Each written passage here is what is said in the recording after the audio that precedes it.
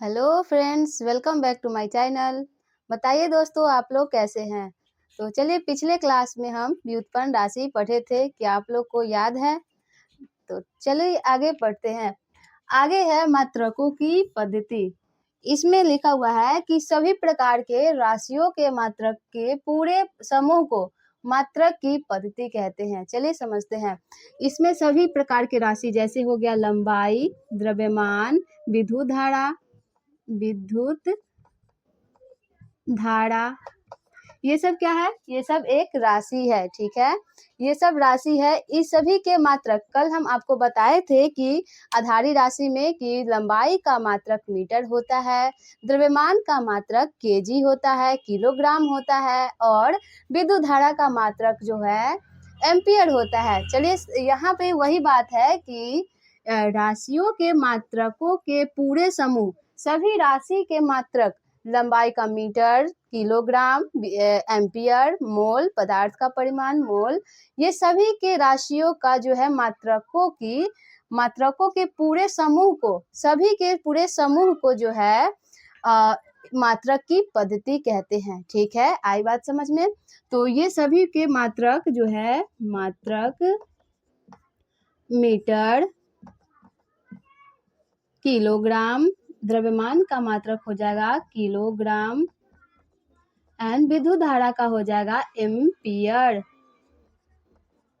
ये सभी मात्रकों की और होती है मात्रक। ये सभी मात्रकों की जो समूह होती है उसे हम मात्रक की पद्धति कहेंगे। ठीक है, चलिए आगे देखते हैं। आधारी मात्रकों की पद्धति निम्नलिखित है। अब दोस्तों, ये जो है मात्रकों की पद्धति, जैसे कि सभी मात्राओं की सभी राशियां की जो है मात्रकों की मात्रक किलोमीटर, मीटर, केजी और क्या बोलते हैं एम्पियर, जिसको बोलते हैं किलोग्राम।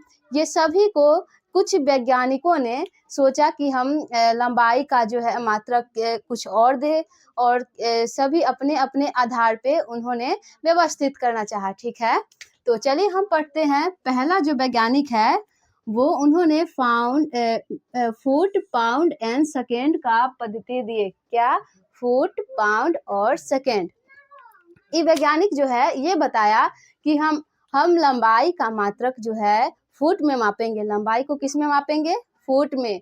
द्रव्यमान को, वजन को हम पाउंड में मापेंगे। वजन को पाउंड में मापेंगे। यहाँ लिखा भी है कि इन्होंने इस पद्धति में लंबाई का मात्रक फुट, यहाँ ध्यान दीजिएगा, लंबाई का मात्रक फुट, द्रव्यमान का मात्रक पाउंड एवं समय को सेकेंड में मापेंगे।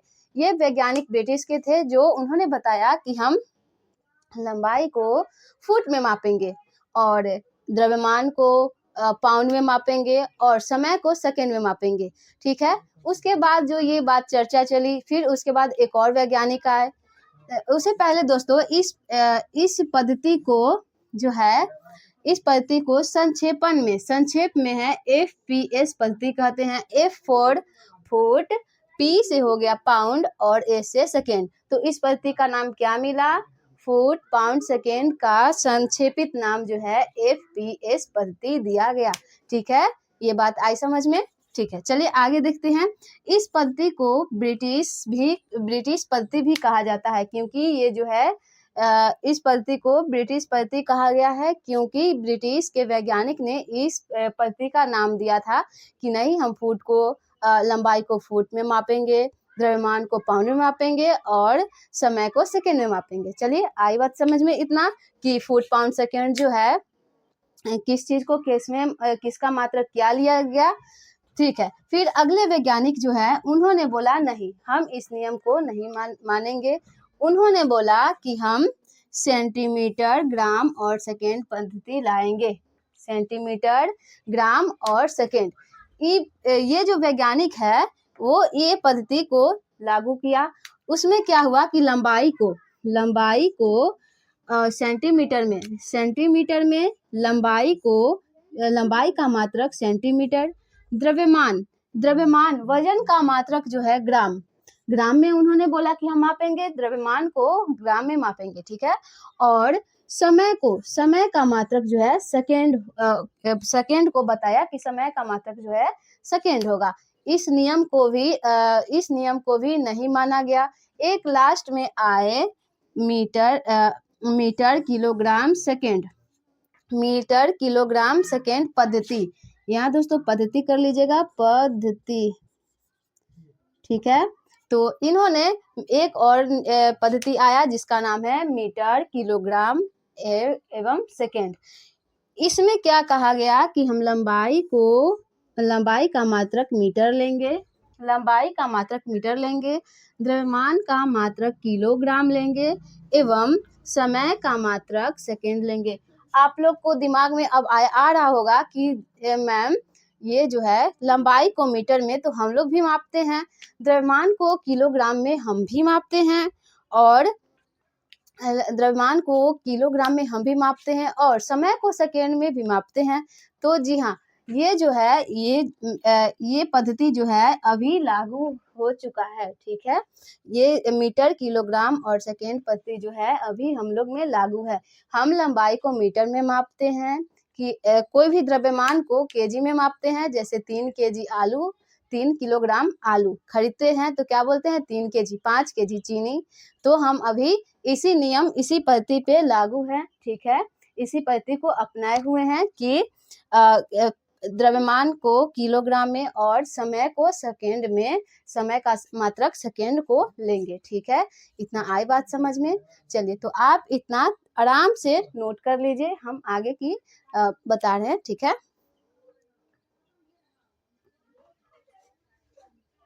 तो चलिए दोस्तों, आप लोग नोट कर लिए, चलिए आगे बढ़ते हैं। दोस्तों, बड़ी दूरी मापने में प्रयोग किया गया मात्रा। जो बड़े दूरी होते हैं उसे मापने में किस यंत्र को किस मात्रा का उपयोग किया जाता है, चलिए पढ़ते हैं। खगोलीय इकाई। ये खगोलीय इकाई क्या है?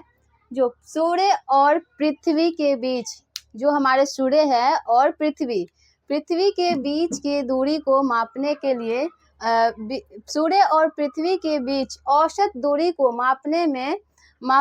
मापने को खगोलीय इकाई कहते हैं। उसके बीच की औसत दूरी जो है उसे हम खगोलीय इकाई कहते हैं, ठीक है।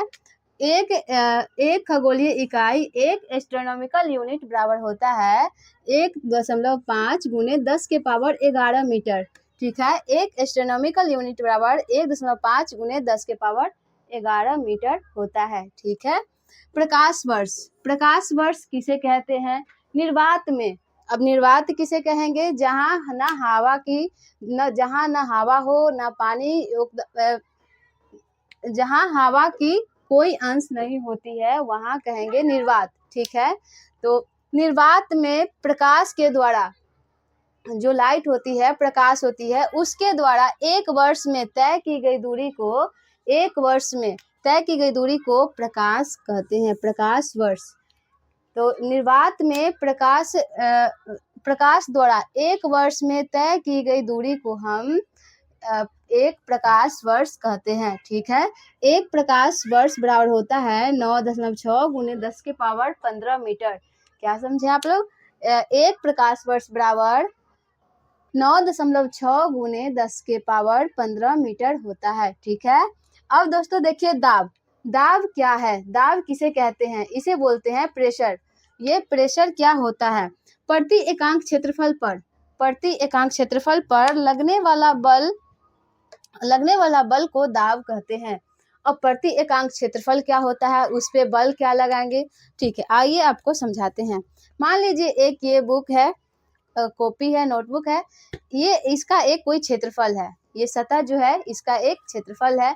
वही बोल रहा है परिभाषा में कि प्रति एकांक क्षेत्रफल पर लगने वाला बल, इस पे जो हम बल लगाएंगे, इस क्षेत्रफल पर, इसके सतह पर जो बल लगाएंगे उसे हम दाब कहेंगे। प्रति एकांक क्षेत्रफल पर कोई भी सतह हो, उस पे जो बल लगाएंगे, प्रेशर देंगे, उसे हम दाब कहेंगे, ठीक है। तो इसका जो है दाब का एसआई मात्रक न्यूटन प्रति मीटर होता है। क्योंकि हम लोग आगे पढ़ेंगे कि बल क्या है, बल का एसआई यूनिट क्या है, एसआई मात्रक क्या होती है, इसका सीजीएस मात्रक क्या होता है। फिलहाल आप जान लीजिए कि बल जो है लगने वाला बल को दाब कहेंगे, किसी क्षेत्रफल पर लगने वाला बल को दाब कहेंगे। तो बल जो है, बल का मात्रक न्यूटन होता है, और क्षेत्रफल का जो है, यहाँ दोस्तों हम बता दे रहे हैं, बल का मात्रक, एसआई मात्रक कर लीजिए, एसआई मात्रक न्यूटन होता है, जिसको हम n से सूचित करते हैं। तो बल का एसआई मात्रक न्यूटन एवं क्षेत्रफल का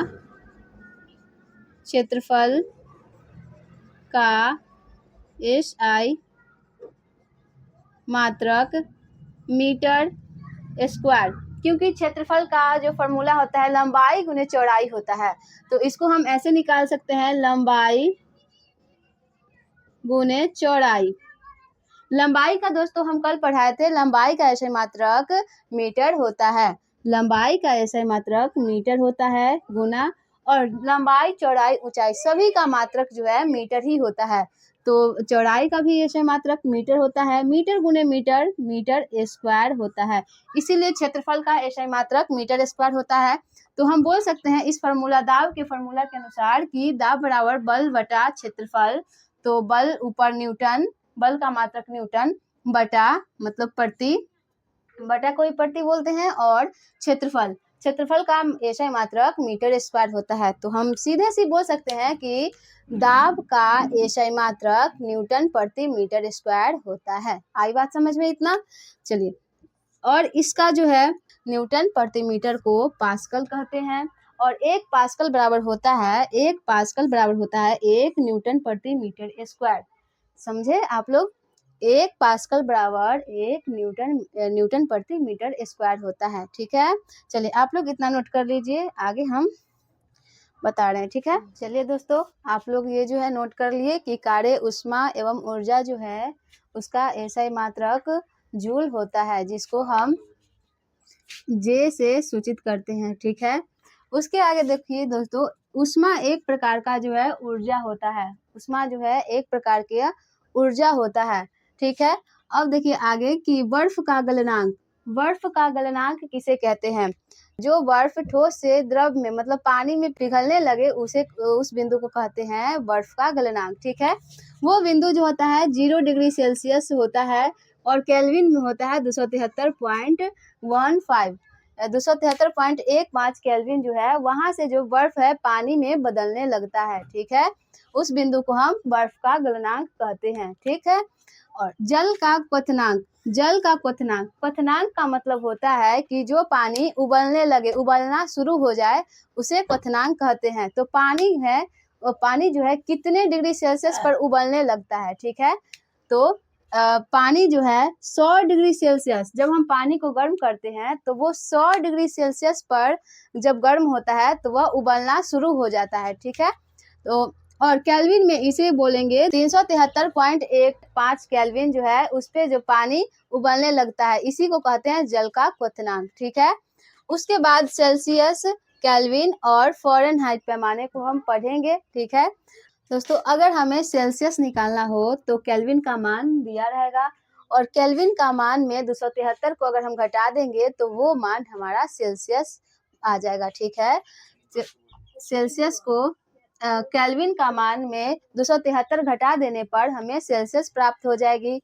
और अगर हमें केल्विन का मान निकालना हो तो 273 में सेल्सियस का मान जोड़ देंगे तो वो हमें केल्विन का मान निकल जाएगा। ठीक है, और घनत्व का फॉर्मूला होता है द्रव्यमान बटा आयतन, जिसको द्रव्यमान का जो मात्रक है m और आयतन का मात्रक v होता है। ठीक है, घनत्व का जो एसआई मात्रक होता है द्रव्यमान का kg और घनत्व का मीटर क्यूब होता है। ठीक है, घनत्व का एसआई मात्रक kg पर मीटर क्यूब हो जाएगा। ठीक है, और फ़ारेनहाइट को अगर सेल्सियस में निकालना हो, बदलना हो, या सेल्सियस को फ़ारेनहाइट में बदलना हो तो उसके लिए एक फार्मूला होता है C/5 बराबर F-32/9। इस पे अगर हम सेल्सियस का मान दिया हो फ़ारेनहाइट में परिवर्तन करने के लिए बोले, चेंज करने के लिए बोले, तो इस पे बैठाएंगे इस फार्मूला पे तो हमें वो प्राप्त हो जाएगी। या फिर हमें सेल्सियस का मान दिया हो और फ़ारेनहाइट का मान पूछे तो इस फार्मूला से फ़ारेनहाइट का मान भी निकल जाएगा। ठीक है, तो अगला क्वेश्चन है, अगर आपको एक क्वेश्चन हम दे दे कि 300 केल्विन को सेल्सियस में बदले तो आप लोग को अभी हम फार्मूला क्या बताए थे, केल्विन को अगर सेल्सियस में बदलना होगा तो केल्विन के मान से 273 को घटाएंगे तो सेल्सियस का मान प्राप्त हो जाएगी। तो चलिए हम बदलते हैं। केल्विन का मान दिया हुआ है 300, तो यहाँ पे हम लिखेंगे 300 माइनस 273। अब इसको हम घटाएंगे, जो घटने के बाद जो मान प्राप्त होगा वो सेल्सियस में बदल जाएगा। ठीक है, तो 273 को 300 में घटाएंगे तो इसका हो जाएगा 27 डिग्री सेल्सियस बराबर हो जाएगा 27 डिग्री। 300 केल्विन को अगर हम सेल्सियस में बदलेंगे तो यह सेल्सियस 27 डिग्री बन जाएगा। इसी तरह हम सेल्सियस को केल्विन में बदल के आपको दिखाते हैं। तो क्वेश्चन है, एक और क्वेश्चन आप लिख लीजिए कि 50 डिग्री सेल्सियस को केल्विन में बदले। अब इसे हम केल्विन में कैसे बदलेंगे दोस्तों, अभी हम आपको फार्मूला बताए थे कि अगर सेल्सियस का मान दिया हो, अगर केल्विन का मान पूछे तो हमें सेल्सियस को 273 में या 273 को सेल्सियस में जोड़ देंगे तो हमारा केल्विन का मान आ जाएगी। ठीक है, तो हम वही फार्मूला पे हम पुट कर रहे हैं। 273 के बराबर 273 प्लस हमें सेल्सियस का मान जो है 50 डिग्री सेल्सियस दिया हुआ है, तो हम यहाँ पे 50 लिख लेंगे। इन दोनों को जोड़ेंगे तो हमारा केल्विन का मान प्राप्त हो जाएगी। तो 50 को हम जोड़ेंगे तो हो जाएगी 3 7 5 12 का 2 और ये हो जाएगा 3 323 केल्विन हो जाएगा। तो केल्विन का मान हमें 323 केल्विन जो है प्राप्त हो गया। ठीक है, अब इसी तरह जो है क्वेश्चन में अगर बोल दिया जाए कि